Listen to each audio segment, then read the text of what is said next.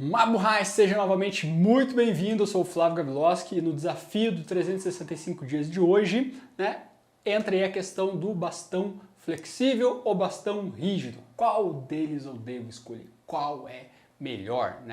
Entrou nessa nova onda aí alguns modelos de bastões que são mais flexíveis e eles possuem as suas vantagens e desvantagens, assim como os outros tipos de bastões também, tudo, absolutamente tudo, no mundo aí que existe tem o seu lado positivo e o seu lado negativo. Aquela velha história do cobertor pequeno, Se você cobrir a cabeça, você descobre os pés, se cobrir os pés, você descobre a cabeça.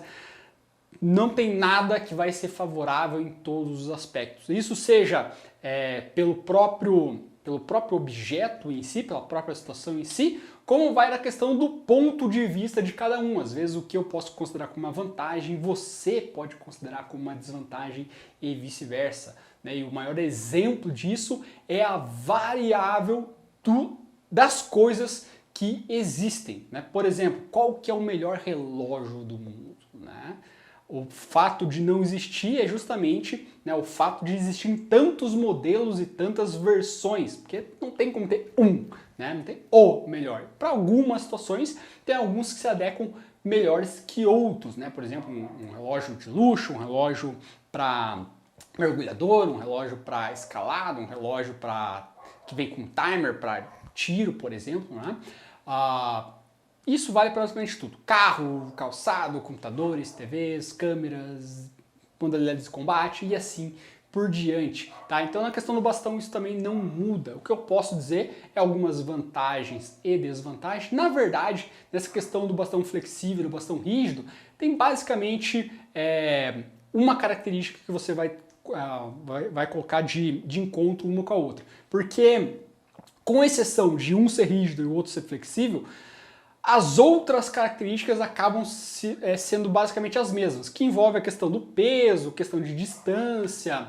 a questão da portabilidade. Isso acaba não mudando muito, falando do material em si. Talvez no aspecto da resistência, só que aí vai depender do material mesmo. Pode ser um bastão rígido, mas aí vai depender, é de madeira, é de aço, é de plástico, é de polipropileno, Esse flexível também, do que exatamente ele é feito, Então, mas assim, a principal diferença, a principal característica é a questão do impacto, certo? O dano que ele vai gerar. E aí isso você vai precisar levar em consideração.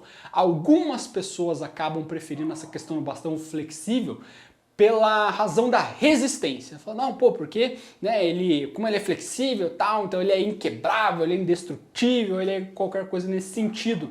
E eu não estou dizendo que não seja verdade, Isso realmente pode ser verdade, só que quando a gente fala do bastão flexível, isso não é só uma característica do bastão, mas isso para qualquer objeto flexível, é que ele tem menos poder de impacto. Porque como ele é maleável, ele é flexível, ele acaba se moldando ao corpo que ele está atingindo, certo? Quando ele é rígido, não. A energia ela é mais concentrada, justamente por ele não se moldar. Por exemplo, eu podia ter preparado algum negocinho aqui antes. Aqui ó, eu tenho esse tripézinho aqui que eu uso para colocar no meu celular. Então aqui ele é flexível, certo? Ele se movimenta. Se eu fosse usar esse trocinho aqui para bater em alguma coisa, em alguém, qualquer coisa assim, o impacto dele seria muito menor se eu pegasse um outro objeto, possivelmente do mesmo tamanho, até mesmo do mesmo peso. Porque quando eu vou acertar, eu não vou me bater aqui porque eu sei que vai doer, tá? Mas ainda assim, quando eu fosse bater, ele ia acontecer o quê? Ele ia fazer essa deformação, Ele ia contornar aqui o meu braço. E quando ele faz isso, ele vai absorvendo essa energia. Quando eu tenho um objeto fixo, isso não acontece. A transferência de energia é direta. Então assim, se você pega um bastão flexível e um bastão rígido, o rígido vai ter uma transferência de energia maior do que o flexível. Isso é uma coisa ruim? Depende, certo? Depende de qual é a sua estratégia. Você quer ter mais transferência de energia ou menos? Flávio, para mim compensa essa transferência menor de energia porque o meu bastão vai durar mais, por exemplo. Não sei se é o caso, estou chutando. Se para você isso é uma coisa relevante, ótimo. Mas, por exemplo, eu tenho um bastão de aço, que eu tô com ele há pelo menos uns 8 anos, talvez mais até, mas pelo menos aí uns 8 anos. Cara, ele tá inteiraço. Né? E eu sei que a transferência de energia por ele ser rígido vai ser muito maior, né, do que um bastão flexível, tá? Principalmente por conta do próprio material em si. Por exemplo, se eu pego um bastão rígido, pego um de polipropileno e um de aço, a transferência do aço vai ser maior também do que do polipropileno, né?